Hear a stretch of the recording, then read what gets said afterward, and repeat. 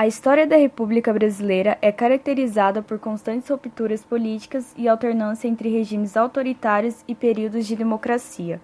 Em 1945, iniciou um período democrático no Brasil, quando presidentes foram eleitos legitimamente por meio de eleições. As disputas políticas e ideológicas acabaram com o golpe civil-militar de 1964, que instaurou uma ditadura que só teria fim 21 anos depois. Quando a ditadura de Vargas, o Estado Novo, chega ao fim, a descentralização dos poderes vira palavra de protesto dos opositores de Vargas, assim como o direito ao voto e a liberdade de expressão. Diante do sucesso da grande campanha da oposição por nova Constituição, o governo comunista cede e encaminha-se eleições diretas, assim como uma nova Assembleia Constituinte, ocorrendo o retorno da organização civil em partidos, trazendo novas siglas para o jogo político. Na ala da direita, o principal partido representante é a União Democrática Nacional, UDN. A UDN era caracterizada pelo alinhamento com os Estados Unidos no novo contexto da Guerra Fria e favorável à larga entrada de capital estrangeiro na economia. Os políticos do partido eram chamados de entreguistas por partidos mais à esquerda, como PTB e PSD, mas defendiam os grandes proprietários e empresários nacionais. O PTB virou partido de Vargas, agarrando-se à consolidação das leis trabalhistas, CLT, e à tradição trabalhista.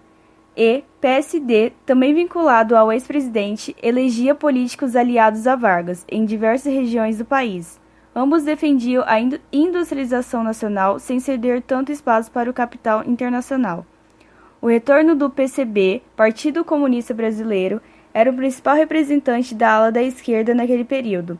A nova Constituição, que é a quinta da história brasileira, mantém a CLT e enfatiza a tripartição e independência dos três poderes. Além disso, assegura o voto secreto para homens e mulheres alfabetizados, institui o mandato presidencial de 5 anos e sem reeleição, entre outras medidas. O primeiro presidente eleito após o Estado Novo e que inaugurou o período democrático foi o Marechal Eurico Gaspar Dutra, pelo PSD. Ainda com mandato de 6 anos, de acordo com a Constituição de 1937, Dutra tinha um plano desenvolvimentista para o Brasil, isto é, para dar continuidade à industrialização do país. Sua ideia era obter empréstimos internacionais com o governo dos Estados Unidos, para desenvolver a economia brasileira.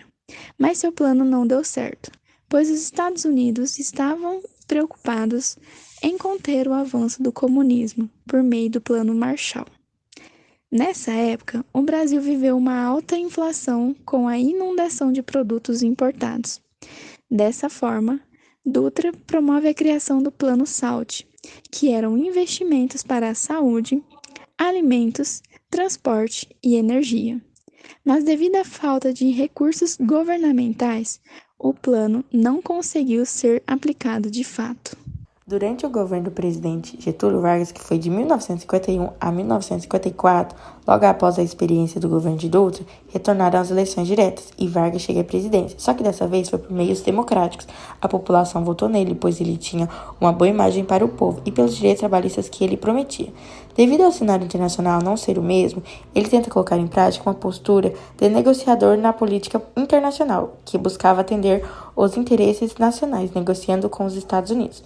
Foi nesse período que surgiu a campanha O Petróleo é Nosso, surgindo assim a Petrobras. O governo dos Estados Unidos não gostou dessa postura e passa a fazer uma pressão contra o governo brasileiro. Assim, o presidente acaba tendo dificuldades em lidar com essas críticas. Um exemplo é o episódio conhecido como Crime de Rua Toneleiro, em que Carlos Lacerda, da União Democrática Nacional, sofreu um atentado contra sua vida. Lacerda escapou sem ferimentos fatais, mas a pressão foi tão grande que Vargas acabou cometendo suicídio com um tiro no peito, deixando uma carta de testamento afirmando, dentre outras coisas, que saía da vida para entrar na história. Sucedendo Vargas após sua morte, o vice Café Filho do Partido Social Progressista, PSP, aproximou-se de ideais liberais, mas teve certa dificuldade em executá-los devido à influência de seu antecessor. Em novembro de 1955, ele se afastou do cargo por questões de saúde, sendo substituído por Carlos Luz, da União Democrática Nacional, UDN. Luz acabou deposto com 3 dias de governo após se opor a Marechal Henrique Lott, defensor da candidatura de Juscelino Kubitschek pelo Partido Social Democrático, PSD. Com isso, o senador catarinense Nereu Ramos assumiu a presidência até a posse de JK, o que durou em pouco menos de 2 meses. E aí, galera, eu vou falar um pouquinho sobre Juscelino Kubitschek. Ele foi um ex-presidente do Brasil de 1956 até 1961, tendo sua posse garantida, entre outras coisas, pela atuação de Marechal Henrique Lott. Juscelino Kubitschek colocou em prática sua agenda política desenvolvimentista. Entre as principais características do seu projeto estavam a atração de capitais estrangeiros, principalmente os europeus. O slogan do seu projeto político-econômico era 50 anos em 5, afirmando que seria o grau de desenvolvimento de seu governo pretendia atingir. Juscelino investiu na construção de hidrelétricas, Furnas e Três Marias, na extração de petróleo, na expansão da malha rodoviária, na ampliação da oferta de veículos. O feito mais memorável do seu governo talvez seja a construção de Brasília, enquanto a capital federal antes era localizada na cidade do Rio de Janeiro. Entende-se que o principal objetivo com essa manobra era expandir o desenvolvimento econômico que estava restrito ao litoral e aproximar-se de todas as regiões do país. Para realizar tantos investimentos, o governo de JK realizou pesadas emissões de papel moeda e abriu a nossa economia para o capital estrangeiro.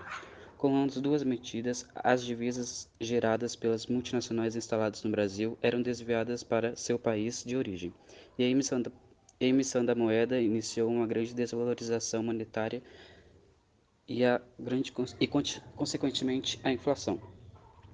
É importante lembrar que nessa época o desenvolvimento não era homogêneo em todas as regiões do país.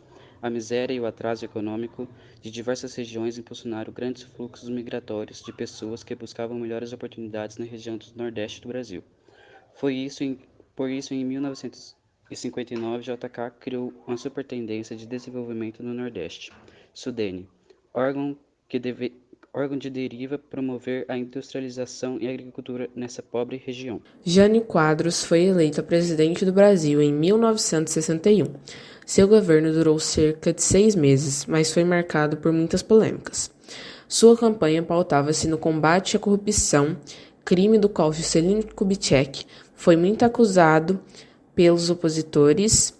Em agosto de 1961, ele renunciou à presidência, deixando uma carta na qual mencionava a pressão sofrida por seus adversários. Ele foi sucedido por Luiz Inácio Lula da Silva. O último presidente desse período democrático foi João Goulart, também conhecido como Jango. Foi um político brasileiro que serviu como presidente do Brasil de 1961 a 1964, quando foi derrubado por um golpe militar. Seu partido filial foi o Partido Trabalhista Brasileiro, PTB. Antes de se tornar presidente, Goulart foi o ministro do Trabalho do presidente Getúlio Vargas, onde propôs um aumento de 100% no salário mínimo em 1954. Ele também foi vice-presidente de Jânio Quadros e assumiu a presidência após a renúncia de Quadros em 1961. A presidência de Goulart foi marcada por polêmicas e oposições da direita, que o acusou de comunista devido ao diálogo com organizações de esquerda e à visita à China durante a renúncia de Jânio Quadros. Suas tentativas de implementar uma série de reformas sociais e econômicas, conhecidas como reformas de base, também enfrentaram a oposição de setores conservadores da sociedade. Em 1964, Goulart foi derrubado em um golpe militar liderado por forças militares de oposição e se exilou no Uruguai. Sua expulsão marcou o início da ditadura militar de 21 anos no Brasil.